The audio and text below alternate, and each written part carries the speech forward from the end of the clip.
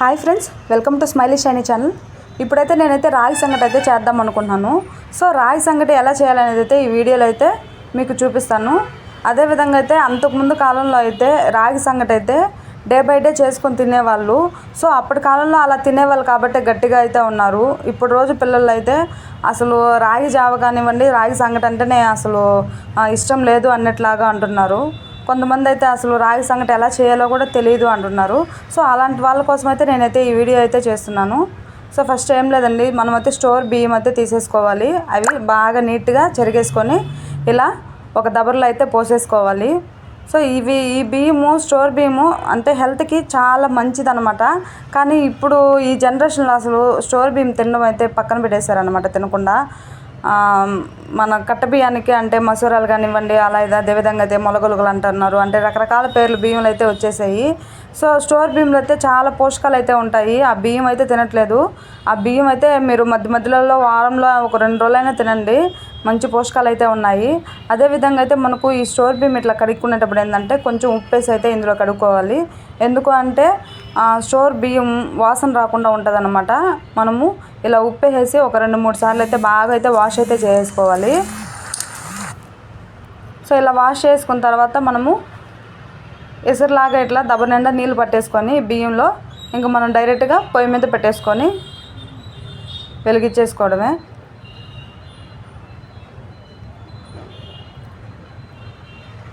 So ఇలా వెలిగించేసుకున్న తర్వాత మనకైతే పొంగు రూపంలో అయితే ఇలా వస్తుంది అనమాట. సో మూత తీసి చూస్తే ఇలా ఉంటుంది.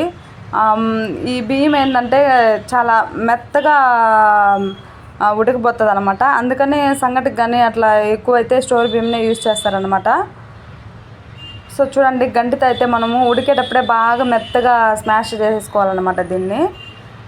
అప్పుడైతే మనకు తినడానికైతే కొంచెం జారుగా ఉంటుంది, బాగుంటుంది అనమాట. సో మనమైతే కొంచెం రైస్ ఉడికిన తర్వాత అయితే దీంట్లో అయితే కొంచెం అయితే ఉప్పు అయితే వేసుకుంటే మనకు అంటే తినేటప్పుడు అయితే టేస్ట్గా ఉంటుంది అనమాట, బాగా ఉంటుంది అనమాట. ఒకసారి మీరు కూడా అయితే ట్రై చేయండి.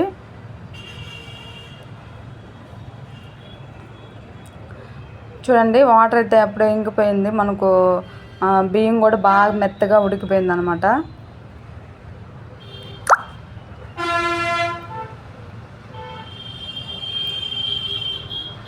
సో సంగటి అయితే అసలు మనం వారంలో ఒక 2-3 సార్లు అయినా చేసుకొని అయితే తినాలి. మనకు ఈ రాగి పిండిలో అనేది మంచి పోషకాలు ఉంటాయి అన్నమాట. సో అందుకని అయితే ఖచ్చితంగా అయితే తినాలన్నమాట. సో ఇప్పుడైతే ఇలా రాగి పిండి అయితే తీసేసుకోవాలి. ఒక బౌల్ నిండా తీసుకున్నాను నేను. తీసుకొని ఇది ఒక దబర్లో అయితే, అంటే ఒక దబరైనా లేదంటే ఒక గిన్నెలో అయినా ఇట్లా వేసేసుకొని కొంచెం దీంట్లో వాటర్ అయితే పోసేసుకొని బాగా అంటే ఉండలు లేకుండా బాగా ఇలా కలబెట్టేసుకోవాలన్నమాట. సో మనమైతే బియ్యంలోనే అంటే అన్నంలోనే డైరెక్ట్ పిండి అయితే ఇట్లా పోసేసుకుంటే ముద్దలుగా అక్కడక్కడ అట్లాగే పిండిగా ఉంటుంది అనమాట. సో అలా ఉండకుండా ఉండేదానికి ఇట్లా మనం సపరేట్గా ఒక గిన్నెలో అయితే ఇట్లా వేసుకొని కొంచెం వాటర్ వేసుకొని ఇట్లా బాగా అంటే ఉండలు కట్టకుండా ఇట్లా మెత్తగా బాగా కలుపుకోవాలన్నమాట ఈ రాగి పిండి. చూడండి, ఇలా కలిపేసుకొని ఇలా అనమాట, ఇలా జారుగా ఉండాలన్నమాట.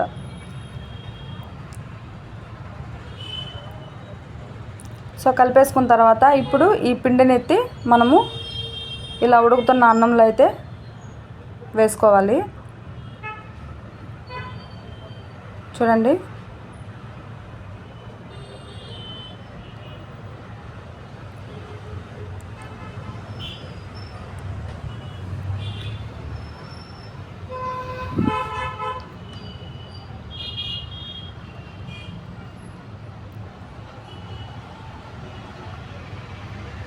చూడండి, ఇలా అయితే పోసేసుకోవాలి.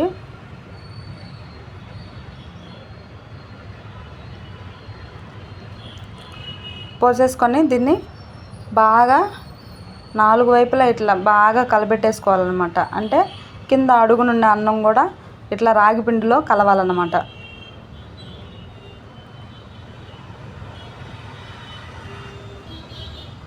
సో సంగటి అయితే మనకైతే వేడివేడి సంగటి అయితే రెడీ అయితే అయిపోయింది. చాలా సింపుల్ అండి, కష్టపడాల్సిన అవసరం ఏం లేదు. బాగా చక్కగా రైస్ అయితే ఉడకబెట్టేసుకొని ఇట్లా పిండి అయితే కలిపేసి దీంట్లో వేసేసుకోవడమే. సంగటి అయితే మనకైతే రెడీ అయిపోయింది. సో కొత్తగా నా ఛానల్ ఎవరైనా చూసే వాళ్ళైతే నా ఛానల్ అయితే సబ్స్క్రైబ్ అయితే చేసుకోండి. అదేవిధంగా అయితే ఈ వీడియో అయితే ఫుల్గా అయితే చూడండి. సో మనమైతే ఇట్లా ఇంక ఈ సంగటిని డైరెక్ట్గా మనం ముద్దల రూపంలో ముద్దలు చేసేసుకొని ఇలా ప్లేట్లలో వేసేసుకోవాలి. సో ఇలా మనము అంటే ఇట్లా ముద్దకి ఒక ఈ ముద్దలో మధ్యలో ఇట్లా చేత్తో నొక్కితే ఇట్లా గుంటగా అవుతుంది అనమాట. సో దీంట్లో వేడివేడిగా మనం ఏం చేసుకున్నా అంటే చికెన్ కానివ్వండి, చేపల కూర కానీ అంటే ఏ కూర వేసుకుని తిన్నా అయితే చాలా టేస్ట్గా అయితే ఉంటుంది అనమాట. సో చూడండి, నేనైతే గోంగూర చికెన్ అయితే చేశాను ఆ రోజు. అదైతే వేసుకొని అయితే తింటున్నాను. అబ్బా అసలు తింటుంటే అయితే చాలా బాగుందనమాట. చాలా మెత్తగా కూడా ఉంది సంగటి, చాలా టేస్ట్గా ఉంది. సో మీరైతే ఒకసారి అయితే ఇలా అయితే ట్రై చేసేయండి.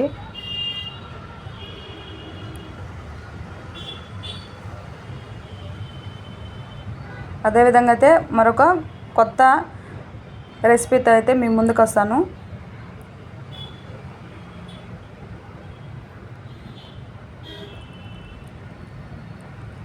ఈ వీడియో అయితే ఫుల్గా చూడండి.